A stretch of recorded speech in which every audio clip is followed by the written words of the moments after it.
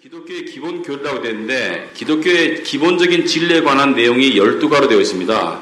그 내용을 보시면 뭐 사람들이 당연히 중요하게 여기고 알아야 되는 그런 내용밖에 안 들어있어요. 성경이란 무엇인가, 또 하나님은 누구신가, 뭐 이런 내용으로 쭉 되어 있는데요. 옛날에도 이 기독교의 진리를 전하는 책들이 많이 나왔고 지금도 많이 나오고 있습니다. 그런데 왜 이런 책을 또 하나 쓰게 되었느냐? 왜냐면요, 옛날 사람들이 공부하는 방식하고 지금 사람들이 공부하는 방식이 좀 틀리더라고요. 옛날에는 이 교회 가면 이 일과가 이랬던 것 같아요. 기도를 하는 법, 말씀을 읽는 법, 주일 생활하는 법. 그래서 그런 어떻게 신앙생활을 하냐를 많이 가르쳐줬다면 오늘날 사람들은 왜 그렇게 해야 되지? 왜 신앙생활을 해야 되지? 그러니까 왜라는 질문에 더 초점이 많이 맞춰질 때가 있어요. 그래서 같은 진리지만 옛날 사람과 오늘날 사람이 좀 대하는 방법이 좀 틀리다. 그래서 이런 형식으로 우리가 한번 공부를 한번 해보자. 근데 오늘 처음 시간인데 성경이란 무엇이냐? 성경이란 무엇이냐? 교회 다니는 사람들은 성경책을 다 읽고 또 주일날 성경책 가지고 예배를 드리는데 성경이란 무엇이냐? 물론 짧게 말하면 하나님의 말씀입니다. 근데 하나님의 말씀이면 하나님이 쓰셨는가? 사람이 썼습니다. 그런데 어떻게 하나님의 말씀이라고 그러냐? 그리고 성경을 어떻게 믿을 수가 있냐? 사람이 조작한 거 아니냐? 예를 들어서 이 도마경이라고 들어보셨나요? 보면 이렇게 성경 밖의 기록들 속에 보면 예수님이 결혼했다라는 기록도 있고 그런 것을 사람들이 이야기하는 경우가 있고 다빈치 코드 같은 영화를 보면은 그런 내용이 좀 나오죠. 자, 그렇다면 그런 것은 왜 성경이 아니고 이것만 꼭 성경인가? 여러 가지 의문들이 있을 수 있는데요. 거기에 대해서 우리가 그냥 믿으면 돼. 이것도 답입니다. 그냥 믿으면 돼. 의심하지 말고 믿어. 이것도 답이지만 또 믿음이라는 것은 이 논리적인 그런 전개가 필요한 부분도 있어요. 그래서 밝혀진 사실들을 통해서 논리적으로 조금 설명이 되면 내 믿음이 좀 단단해집니다. 아, 성경이 이래서 하나님의 말씀이구나. 이게 단단해질 수가 있어요. 자, 그래서 우리 6페이지에 보시면 성경은 언제 누구에 의하여 쓰여졌는가 이런 내용이 있습니다. 성경은 언제 누가 썼는가? 여러분, 성경이 하늘에서 뚝 떨어진 게 아니죠. 사람이 썼단 말이에요. 언제부터 쓰여졌는가? 그것은 성경 제일 처음 창세기부터 신명기까지를 누가 썼느냐? 모세가 썼습니다. 모세가 썼다고 어디 나와 있느냐? 예수님께서 모세라고 말씀하셨어요. 그러면은 신명기 마지막에 보면 모세의 죽음의 기록이 있어요. 모세가 이래서 죽어서 장세 지냈다. 그건 모세가 쓴 게 아니지 않느냐? 그것은 모세가 죽고 난 다음에 그 정도 내용은 첨가할 수 있는 것이죠. 모세의 그 후손들이. 그렇지만 창세기부터 신명기를 모세가 썼는데 모세가 기원전 약 1400년쯤에 살았습니다. 그러면 마지막 책은 요한계시록인데요. 요한계시록은 요한이 썼어요. 요한은 AD 90 몇 년쯤에 죽었어요. 그러면 약 1500년 정도의 구약과 신약이 다 쓰여졌어요. 그러면 인류의 역사가 수억 년이라고 말하는데, 자, 여기서 문제가 생기는 것이죠. 인류의 역사가 수억 년이라고 성경은 이야기하지 않고 있습니다. 여러분들이 누구는 900세를 살았더라, 누구는 몇 세를 살았더라 다 따져보니까 태초부터 지금까지 약 6000년에서 한 8000년 정도 봅니다. 인류 역사를. 그렇다면 이 지구에서 발견되는 화석이나 이런 건 뭐냐, 탄소 동위원소 뭐냐, 이것은 측정 방법이 잘못됐다라고 밖에 결론이 내질 수 없어요. 그렇다면 지구 자체의 연도를 측정한다, 이것이 왜 틀릴 수밖에 없냐면요, 하나님이 무에서 유를 만드셨기 때문에 이 만든 시초가 언젠지를 그 측정하기가 사실 불가능합니다. 과학적인 방법을 가지고 이렇게 한다라고 가설이 정설이 되어서 그렇지, 사실은 자세히 공부해보면 그 측정 방법 자체가 100% 신뢰할 수가 없는데 사람들은 자꾸 듣다 보니까 신뢰를 가지게 되는 것이죠. 그래서 물론 측정해서 몇 억 년, 몇 십억 년이 나올 수도 있어요. 왜? 하나님이 이 우주 만물을 언제 생명체 이전에 언제 창조한지는 모르잖아요. 그렇지만 인류 역사는 6,000년에서 한 8,000년 정도로 봅니다. 그렇게 봤을 때 모세가 에덴 동산에도 없었잖아요.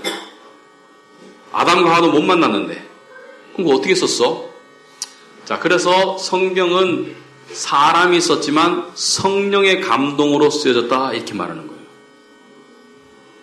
사람이 썼지만 성령의 감동으로 쓰여졌다. 그래서 성령께서 감동을 주셨다는 것은 inspire 하셔서 쓸 것을 알려주셨다. 그걸 계시라고 합니다. 계시. 하나님이 알려주셨다. 그래서 성경은 약 1500년에 걸쳐서 성경의 저자를 아는 책들이 있어요. 저자를 모르는 책들도 있습니다. 욥기 저자를 몰라요. 히브리서 욥이 썼다 이렇게 말하는 사람도 있는데 정확하게 모릅니다. 히브리서 저자를 몰라요. 바울이 썼느냐 아볼로가 썼느냐 설이 분분한데 정확하게 몰라요. 그래서 약 40여 명이 썼다 이렇게 되어 있어요. 40여 명이. 왜 40명 정도까지는 확실해요. 저자가. 40여 명이 썼는데 성경은 구약과 신약이 66권으로 되어 있어요. 구약에 39권, 신약에 27권. 그래서 외우기 쉬운 방법은 3, 9, 27. 9구단 다 아시죠? 39 곱하기 3 곱하기 9는 27인데 39와 27을 더하면 66권이다. 그래서 구약과 신약이 66권인데 자, 구약과 신약이 66권에 쓰여졌는데 성경에 원본이 있을까요? 없을까요? 원본이 있을 수가 없죠. 왜냐하면 옛날에 어디에 썼습니까? 고대 시대에는 동물 가죽에 썼어요. 그러면 썩잖아요. 신약 시대에 와가지고는 파피러스 식물을 말려서 거기다 썼어요. 종이 삼아서. 그러니까 이 성경이 옛날 사본들이라고 해요. 사본들이 발견된 걸 보면 예를 들어서 이사야서 한 권만 가지고도 이 방이 한 4분의 1좀 찰 수 있어요. 왜? 짐승 가죽을 펴서 썼으니까 한 장이 얼마나 두껍겠어요. 그러니까 원본이 존재할 수가 없어요. 그래서 사람들이 그러면 시간이 지날수록 사람들 좀 바꾸겠네. 그래서 성경을 베껴서 쓰는 사람들을 서기관이라고 그래요. 서기관. 여러분 서기관, 바리새인과 서기관 등장하죠. 바리새인은 율법 학자고 서기관은 성경을 베껴 쓰는 사람인데 베껴 쓰는 사람이 대단하진 않네. 천만의 말씀. 옛날에 글을 안다는 자체가 대단한 거예요. 그것도 고대어를 안다는 건 대단한 거고. 그리고 베껴 쓰는 직업을 아무나 할 수 있는 게 아니에요. 임명 받아야 돼요. 그러니까 오늘날로 말하면 신학자쯤 되는 게 서기관들이다. 신약시대에 자주 나오는 서기관이 성경을 베껴 쓴 사람들이 서기관들인데 원본을 보고 베껴 썼기 때문에 자기 생각을 집어넣을 수도 있고 자기가 뺄 수도 있고 그 다음에 점을 찍을 수도 있고 안 찍을 수도 있기 때문에 성경이 변질될 수 있는 거 아니냐. 물론 가설상 그렇습니다. 근데 이것을 뒤집는 획기적인 사건이 일어나요. 언제 일어났냐? 여러분 구약 성경은 언제 완성되었습니까? 예수님이 2000년 전에 오셨잖아요. 근데 마지막 말라기가 쓰여진 게 기원전 400 몇 년이에요. 그러면 2500년 전에 구약 성경은 완성이 되었어요. 그러면 2500년 전에 완성이 되었다는 것은 기원전 1400년쯤에 창세기가 처음 쓰여지기 시작했으니까 성경이 쓰여지고 난 다음에 1000년 만에 구약 성경은 완성되었어요. 여러분 1000년 동안 베낀다고 생각해보세요. 1년에 몇 권을 베낄까? 1000년 동안 베낄 때 변화가 얼마나 많을 수 있겠습니까? 그리고 그 구약 성경이 이제 지금까지 따지면 4000년을 내려온 거예요. 3500년. 그럼 3500년이면 얼마나 많은 변화가 있을 수 있겠는가? 자, 그런데 1947년인가요? 역사적으로 획기적인 사건이 일어납니다. 어떤 사건이 일어나느냐? 여러분 이스라엘에 가면 사해라는 바다가 있어요. 사해라는 바다 들어보셔서 데드씨. 왜 데드씨입니까? 죽은 바다. 염도가 너무 높아서 사람이 둥둥 떠요. 그래서 생물이 못 살아. 그래서 바다지만 물고기가 없어요. 사람이 둥둥 뜨기 때문에. 그런데 그 사해 근처에 동굴들이 있는데요. 어떤 목동이 굴을 하나 발견합니다. 근데 굴을 들어가 볼 수가 없으니까 돌멩이를 던졌어요. 굴 안에다가 장난으로. 돌멩이를 던졌는데 돌멩이가 쨍그랑 소리가 나는 거예요. 그러면 이 안에 뭐가 있다는 거예요? 항아리가 있다는 거죠. 항아리가. 그래서 그 구를 내려가 봐요. 근데 구를 내려가 보니까 동굴 여기저곳에 나중에 발견해 보니까 그 사해를 중심으로 한 지역이 있는데 그러니까 이게 1946년부터 56년까지 10년 동안 발굴이 되는데 그 발굴된 지역을 쿰난이다 이렇게 이름 붙였어요. 그냥 쿰난 지역이라고 하자. 이 쿰난 지역에서 동굴이 여러 개 있는데 그 속에서 항아리가 웬 항아리냐? 항아리 안에 파피러스 종이에 쓴 성경을 담아 놓았어요. 둘둘 말아서. 그래서 그것을 다 걷어보니까 이게 성경책인 거예요. 구약 성경책. 그래서 연대기를 추정해 보니까 예수님이 오시기 한 100년 전쯤에 50년 전쯤에 사람들이 모여서 성경을 그 동굴에 써서 감춰 놓았더라. 왜 그랬을까?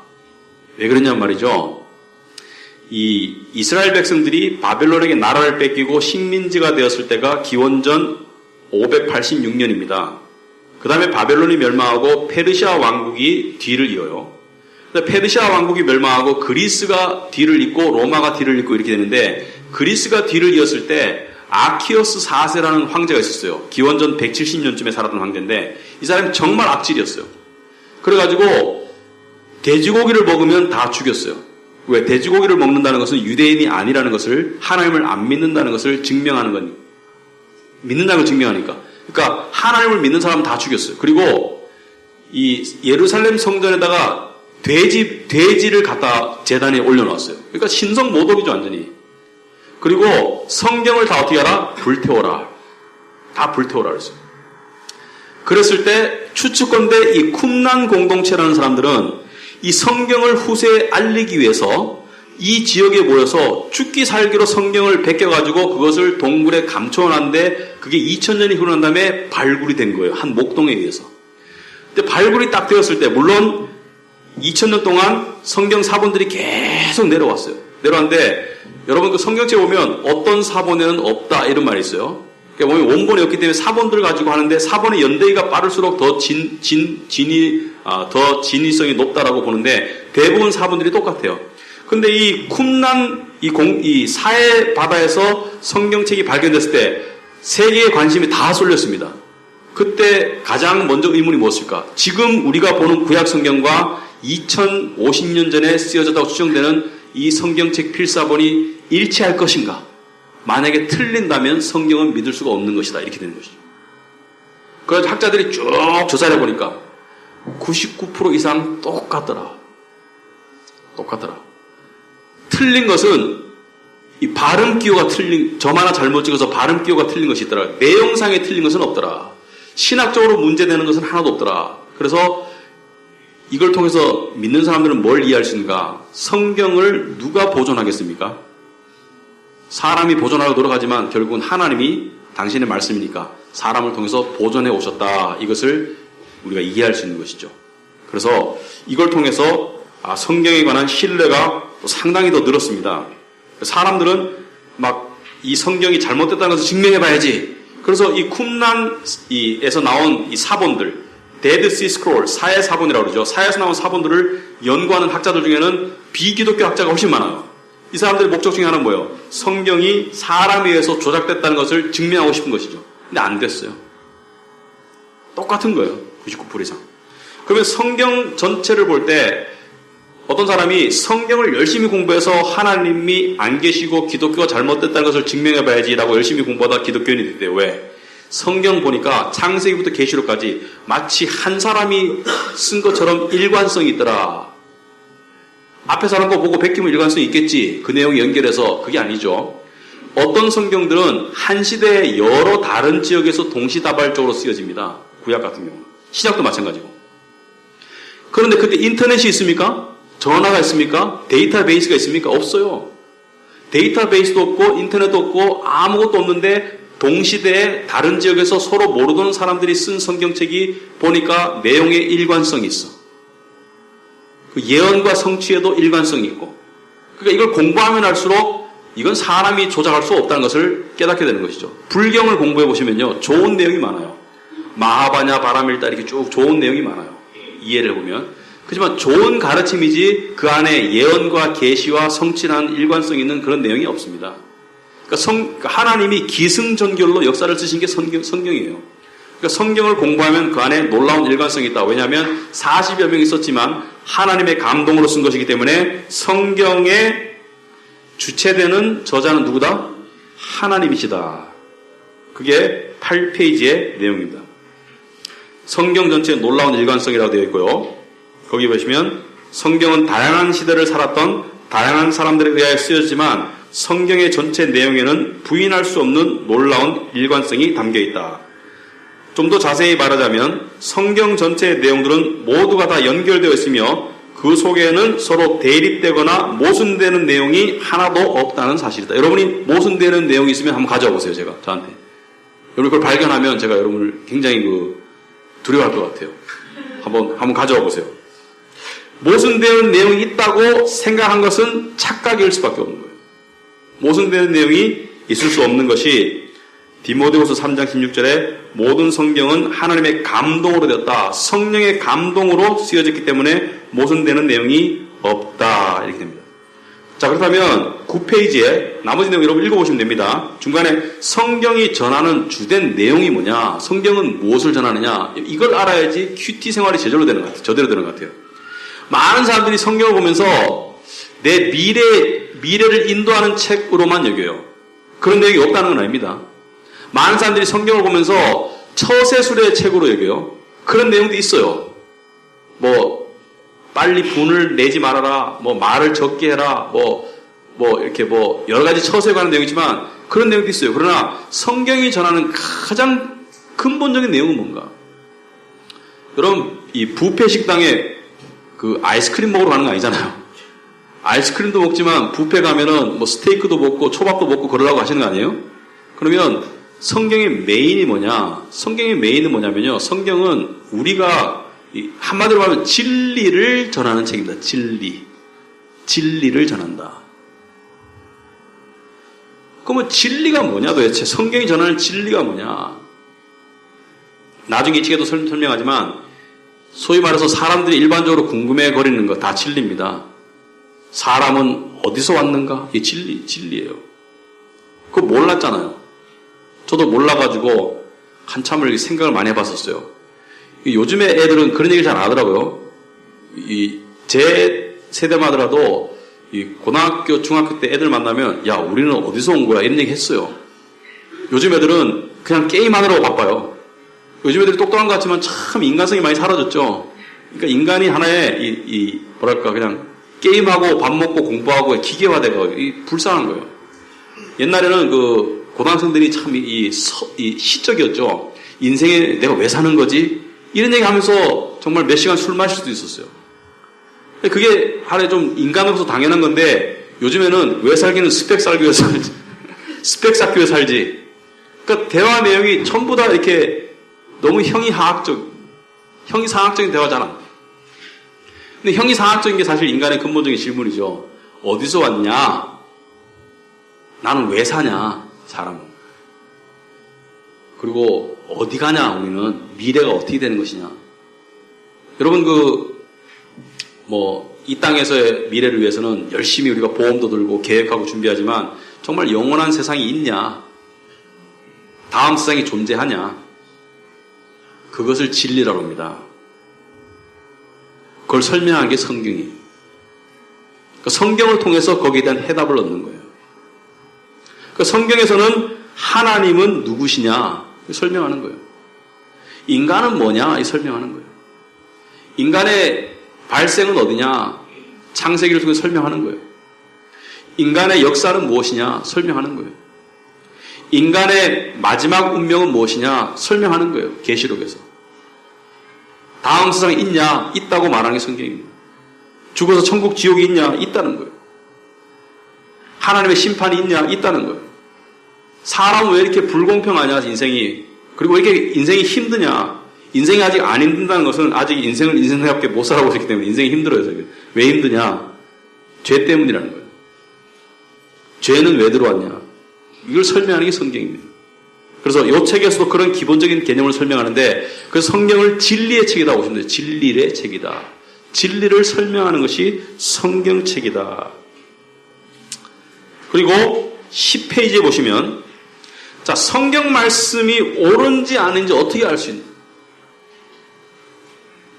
여러분, 성경 말씀이 옳은지 아닌지 어떻게 알 수 있어요? 간단합니다. 어떤 음식이 맛있는지 안 맛있는지 어떻게 알 수 있어요? 썩었는지 안 썩었는지 어떻게 알 수 있어요? 먹어봐야 알 수 있죠. 성경 말씀도 마찬가지예요. 성경 말씀을 가장 확실히 알 수 있는 방법은 성경 말씀을 공부해봐야 합니다. 성경 말씀대로 공부를 해봐야 알아요. 그런데요, 성경을 대하는 태도가 굉장히 중요합니다. 성경을 대하는 태도가. 집에 성경책에 먼지가 뽀얗게 쌓여있으면 성경을 가볍게 여기는 것이죠. 성경이 너덜너덜한 게 참 좋은 거예요. 성경책을 몇 년에 한 번씩 바꿀 수 있는 사람이면 정말 좋은 거예요. 그래서 그 10절 중간에 보시면 말씀 구절이 하나 있죠. 다 같이 한번 읽어보겠습니다. 베레아에 있는 사람들은 데살로니가에 있는 사람들보다 더 너그러워서 간절한 마음으로 말씀을 받고 이것이 그러한가 하여 날마다 성경을 상고함으로. 자, 여기서 이게 정말 그런가 해서 날마다 성경을 상고한다는 것은 공부하고 생각해 본다. 자, 여기서 제가 드리고 싶은 말씀이 있어요. 하나님은 맹목적인 믿음을 원하지 않으세요. 하나님은 그냥 믿어, 할렐루야, 아멘, 이거 원하지 않으세요. 하나님은요, 우리에게 생각할 수 있는 능력을 주셨어요. 하나님은 생각을 통해서 깨닫기를 원하세요. 그래서 성령을 주신 거예요. 성령과 함께 생각해서 깨달으라고.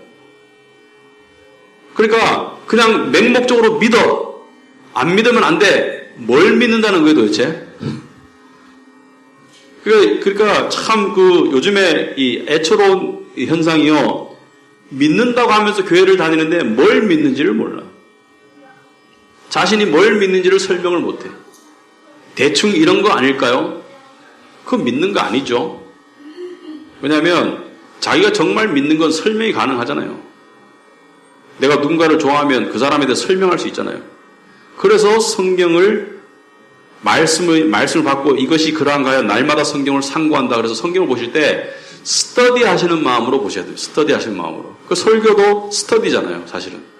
그 성경을 볼 때 마음을 뭉클하게 하는 거, 그런 것도 있지만 그것만 찾아서는 곤란합니다. 그래서 하나님을 아는 데는 세 가지 영역이 존재해요. 첫째는 지적인 영역이 존재합니다. 둘째는 관계적인 영역이 존재해요. 마지막에는 신비적인 영역이 존재합니다. 셋 중에 하나라도 결핍되면 하나님을 잘 알 수 없어요. 근데 가장 중요한 영역은 저는 지적인 영역이라고 생각합니다. 지적인 영역이 없이 관계를 맺으면 나더러 주여 주여 하는 자가 되는 거예요. 난 널 모른다. 진리를 통해서 나를 아는 것이 아니다. 신비적인 영역을 너무 또 이상하게 하면은 신비주의가 되거든요. 근데 하나님의 신비로운 분 맞아요. 여기도 계시고 우리 마음에도 계시고 말씀을 통해서 역사하시고 깨닫게 하시고. 그래서 지적으로 알아야 되는 데는 성경을 스터디해야 된다. 그래서 주일날 설교도요, 여러분이 이게 들으면서 하나하나 조금 이게 깨달아가는 지적인 충족도 있어야 됩니다. 그냥 감정적인 것만 아니고, 그리고 또 감정적인 것은 또 지적인 것을 바탕으로 나오는 것이죠. 깨달으니까 감사하니까 찬양도 나오고 그런 것이죠. 감정적인 것도 필요하죠. 그렇지만 지적인 것이 없는 감정을 뭐라 한다? 근거 없는 감정주의. 그라운드리스 이모셔널리즘. 근거 없는 감정주의는 굉장히 위험하죠. 근거 있는 감정이 좋은 거예요. 자, 그래서 성경을 통해서 우리는 지적인 면을 깨달아 간다. 그래서 10페이지 맨 마지막에 보시면 오늘날 성경을 깨달아야 할 이유가 뭐냐? 여러분, 왜 성경을 깨달아야 되냐? 여러분, 성경을 깨달아 가면요, 믿음이 단단해질 수밖에 없어요. 성경을 깨달아 가면, 여러분, 믿음은요, 평소에는 거의 필요 없듯이 느껴져요. 여러분이 평소에 뭐 일이 잘 되고 바쁘고 할 때는 믿음이 크게 작용 안 해요. 마치 이 건강이, 평소에는 내가 건강하다는 사실을 잘 모르잖아요. 근데 내가 건강하다는 것이 깨달을 때가 언제입니까? 몸에 무리가 될 때, 아플 때, 병균과 싸울 때. 근데 믿음이 어떤 때 여러분에게 작용하나요? 살다가 이게 뭐지? 내 영혼이 블랙아웃 될 때, 정전이 될 때, 그리고 힘든 일을 겪을 때, 또는 믿음에 도전되는, 의심되는 말을 들을 때, 요즘에 보면은 예를 들어서 교회의 어떤 비리 때문에 사람들이 시험에 들고 교회를 떠날 때가 있어요. 그럴 때 퀘스천이 뭡니까? 이게 뭐지? 이게 뭐지? 이게 뭐지라고 말할 때 자기가 설명할 수 있는 능력이 믿음입니다. 이건 이거야 라고 설명할 수 있는 것이 믿음이에요. 그랬을 때 신앙이 흔들림이 적은 거예요. 그래서 성경을 통해서 얻어진 지식은 믿음이 되고 그 믿음은 행동과 결정에 지대한 영향을 미칩니다. 자, 내가 결혼 대상자를 찾아야 되겠어. 그런데 어떤 결혼 대상자를 찾아야 될까? 돈 잘 버는 사람을 찾아야 될까? 어떤 대상자를 찾아야 될까? 그 대상자를 찾는 기준을 누가 제시합니까? 성경이 제시하는 거예요. 이런 대상자가 좋은 대상자다. 성경이 제시하는 거예요. 그래서 믿음을 가지고 있는 사람은 위기에서 쓰러지지 않고 쓰러지더라도 빨리 일어납니다. 시간이 걸릴지라도. 그리고 결국에는 일어나요. 근데 그 진리가 평소에 스며들지 않으면은 굉장히 쓰러지게 된다. 그러면 결국에는 자기에게 손실이 되는 것이죠. 그래서 저도 성경을 볼 때 그런 마음으로 많이 봅니다, 솔직히. 좀 위로받고 싶다. 좀 힘을 얻고 싶다. 그런데요, 정말 위로받았고 정말 힘을 얻었을 순간들을 생각해 보면 그냥 주어진 게 아니라 그 말씀을 생각하고 내 내면에 깨달았기 때문에 그 결과로 위로가 주어지고 힘이 주어지더라고요. 그래서 성경을 보실 때는 항상 이 팩트를 자세히 보시라. 그리고 못 깨닫는 게 많아요. 저는 신학 공부했지만 저도 모르는 거 투성이에요. 여러분 모르는 거 있으면 그거 절대 이상한 거 아닙니다. 저도 모르는 거 투성이에요. 그래서 두 가지 방법을 알려드릴게요. 모르는 거 있을 때 첫째는 기도하세요. 성령님 깨닫게 해주세요. 대부분의 어려운 구절, 신학의 어려운 구절들은 이걸로 해결이 되더라고요. 저도 기도해보니까. 이상하게 하나님 깨닫게 해주세요. 근데 어떤 거는 도저히 안 깨달아지는 게 있고 생각할수록 의심이 자꾸 되는 거 있어요. 그럴 때는 뭐가 필요하냐? 좋은 주석을 하나 가지고 있으면 좋다. 주석이 뭡니까? 설명해 주는 거. 그래서 우리 정은 자매가 샀던데 메가더 주석인가? 정은 자매가 샀던데 하여튼 필요한 어떤 주석을 보면 되겠습니까? 여러분 중요한 일은 돈 투자하시죠? 이 몸매 가꾸는 데는 PT도 한 몇십만 원씩 투자할 용의가 있으시잖아요. 성경 주석 해봤자 10만 원 안 됩니다. 하나 사놓고 어려운 구절 있으면 그거 펴보면 돼요. 그러면 설명이 나와 있어요. 그런 거 하나 집에 있는 게 정상이에요. 이제 좀 이렇게 좀 창피하지만은 제가 말씀을 드리면 제가 미국에 가서 신앙생활 하니까 평신도 집에 가도 보니까 막 신학생들이 보는 책들이 쭉 꽂혀 있는 집이 많아요. 우리나라는 가면 성경책하고 간증집 몇 개 꽂혀 있어요. 간증은요, 성경적일 수도 있고 성경적이 아닐 수도 있어요. 간증 때문에 시험 들 수도 있습니다. 저 사람은 저렇게 신나게 잘 풀리고 기가 막히게 풀리는데 나는 왜 안 그렇지? 근데 간증이 사실은 성경적이 아닌 게 참 많더라고요. 간증에 보면 자기가 그냥 자기 생각으로 막 끼워 맞춘 얘기가 참 많아서 간증이 위험하기까지 합니다. 제가 봐서는. 그래서 이 베스트셀러가 위험할 수 있어요, 여러분. 베스트셀러가. 미국에서 가장 베스트셀러는 뭐였습니까? 긍정의 힘, 조엘 오스틴. 가장 위험한 책 중에 하나잖아요. 위험할 수 있어요. 그래서 정말 돈 투자하실 것 같으면은 좋은 주석책 하나 사시라. 한 6만 원, 7만 원 정도 하면 구약, 신구약 좋은 거 살 수 있습니다. 그걸 놓고 좀 같이 공부하시고. 그래서 그렇게 하시면서 여러분들이 진리를 알았으면 좋겠다. 그래서요, 이게